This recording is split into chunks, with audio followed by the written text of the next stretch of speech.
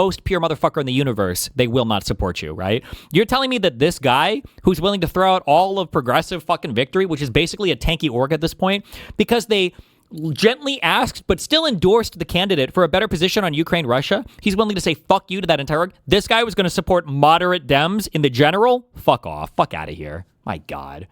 Where are your fucking standards? Do you know so he switched from Ukraine to Israel? Wait, did he say? Wait, what? Opinion on Ukraine was too ambiguous, and therefore you were willing to throw the race in the direction of someone whose take on Israel is unambiguous? Oh. Where are your fucking standards? Retard. That's bullshit. It's record behavior, okay? Be more disciplined. Disciplined means unyielding fealty to the tankies. Anyway, getting back to it. If they lend their support to Mail-Out campaign, great. If they wanted me to promote Taiwan, when I interviewed with them, their main concern was my website. Destiny, they explicitly didn't want to endorse her because of her Ukraine stances. Aspayat is a piece of shit. We wish Daria Liza, I don't know, luck tonight despite our strong dissatisfaction with her. I mean, they tweeted other things too, right? Like, I think they more or less endorsed her, did they not? I think there were more than this, no? Website said cooperation with China. And they wanted to promote Taiwan. Oh, no. Ay. Taiwan? Yes. If your organization is demanding China. Accountability. What? Oh, good one. South China. That is in line with American empire, then, you have to really reconsider what you fucking care about. Okay? Yep. Wait, if your organization is demanding accountability that is in line with American empire, then, you have to really reconsider what you fucking care. Sure, it'd be cool if anybody in the fucking media, on the mainstream media, knew anything at all about any, foreign policy or any of the sophisticated online actors. Sure, it'd be cool if you guys knew a single fucking thing about any of these people and could ask them a real question. Somebody should ask Hasan, should China own Taiwan? Do they have the right to own Taiwan? Should the U.S. intervene? Hasan will say no. He'll squirm and he will say no.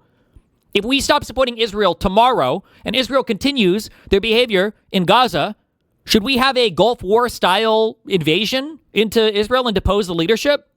He will say yes.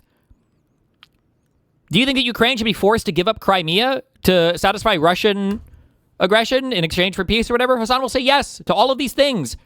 Did 2014 Euromaidan happen because of the CIA? Hasan will say yes. Was USAID mainly an arm of the CIA in order to gain intel into other countries? He will say yes. Nobody asks him these questions because the only people that fight with him are Jews. Are you anti-Semitic? Anti-Semitic. Care about, okay? It's ridiculous. Anyway, liberals, man. So CNN using Hasan clips to grill Dems. CNN, my favorite lib network. There has been a lot of support on the left. Has McMorrow not dropped out yet? I love her, but she should.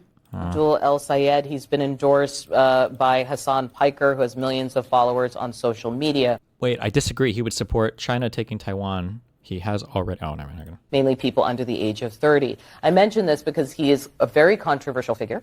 And in March, you compared him to white supremacist Nick Fuentes.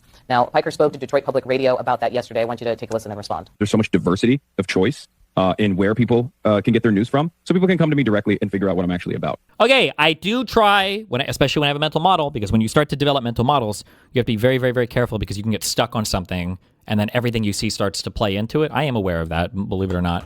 But I feel like I analyzed the situation and I feel like I did make predictions about how this stuff plays out. And I feel like it's kind of true. A thing I said over and over and over again is that people like Hasan generally aren't going to be super attacked by the far right, definitely never by the lib left, but they sure as fuck are going to use him to attack other Democrats. But, what do you want me to say? So that was one of the reasons why that smear campaign failed spectacularly. People started looking at Abdul's campaign. People started hearing what he was saying, and they liked it.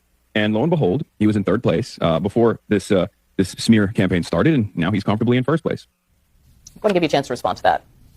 Certainly, there's a responsibility for whoever we nominate as our next U.S. Senator to recognize we have to build and expand a big tent. My opponent made a decision to bring in Hasan shortly after there was an attack on a synagogue here in Michigan where a man drove a pickup truck into a synagogue where 140 preschoolers were at school that day. And had it not been for the security measures, the bollards in place, it could have been the largest mass killing of kids in this country's history. And to bring somebody in to represent your campaign, in my mind, is a very different decision than going on somebody's stream and talking to their audience. So if you're horrified by U.S. munitions being used to murder children in Gaza, Mallory McMorrow thinks you're responsible for attacks against synagogues. How is this any different than what MAGA says about it? Dude, I just wish I could control the DNC for 2 weeks or control whatever or CNN or be the editor-in-chief. It is so crazy to me. Hasan should be invited onto these shows and somebody that knows anything about Israel-Palestine should literally This guy's entire grift would be annihilated in one good interview. If anybody knew what they were talking about. But nobody has any clue, and they can't. And he could just endlessly virtue signal on this issue that he doesn't know anything about. It's crazy to me because Democrats cannot mount an effective position on anything. It's all good. The Democratic Party fights progressives harder than MAGA/conservatives. What do they do to fight progressives? Because Hakeem Jeffrey says... Don't you know you're just supposed to give up your seat to any DSA member who comes by? Just be like, oh, yeah, here, take it. MSNBC interview for the woman. It was a huge primary night in New York last night, but perhaps no race made a bigger splash than New York's 13th congressional district. It's an area that covers Upper Manhattan and parts of the Bronx, where an outsider mounted a challenge against an established member of New York's Democratic establishment and won. For the past decade, New York 13 has been represented by Adriano Espaillat, a man who's heralded as a trailblazer within his community.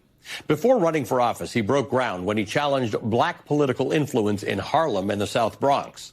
In 2012 and 2014, he challenged the Democratic incumbent in his district, Charles Rangel, who had been in Congress since 1971. Espaillat lost both times, but finally won in 2016, beating out Rangel's chosen successor after Rangel retired. Espaillat's win was historic. He was the first Dominican American and the first formerly undocumented immigrant elected to Congress. He was reelected 4 times, currently serving as the chair of the Congressional Hispanic Caucus, and he's considered the dean of New York Latino politics. But more recently, Espaillat has been criticized for his support for continued U.S. aid to Israel amid its war in Gaza, and for the support that he's received from AIPAC and affiliated groups. Last night, Espaillat and fellow New York Congressman Dan Goldman became only the 3rd and 4th Democratic incumbents to lose in the primary this year. Now, the 2 others were Texas Democrats who were gerrymandered out of their districts. The candidate who unseated Espaillat is Daria Liza Avila Chevalier. She's a 32-year-old Democratic socialist who was recruited to run by Justice Democrats, a group committed to finding progressive challengers to unseat Democrats. Avila Chevalier was one of only 3 congressional candidates endorsed by New York City Mayor Zoran Mamdani in this year's elections. And she was his biggest gamble. She didn't have the name recognition or profile of either of the mayor's other hand-picked candidates, the former city comptroller Brad Lander and the New York State Assembly member Claire Valdez. On top of that, Avila Chevalier's internet history threatened to bring down her campaign at various points. Old social media posts from a since-deleted account came back to light, including ones in which she advocated for abolishing the police. Some posts sharply criticized Democratic leaders. She once called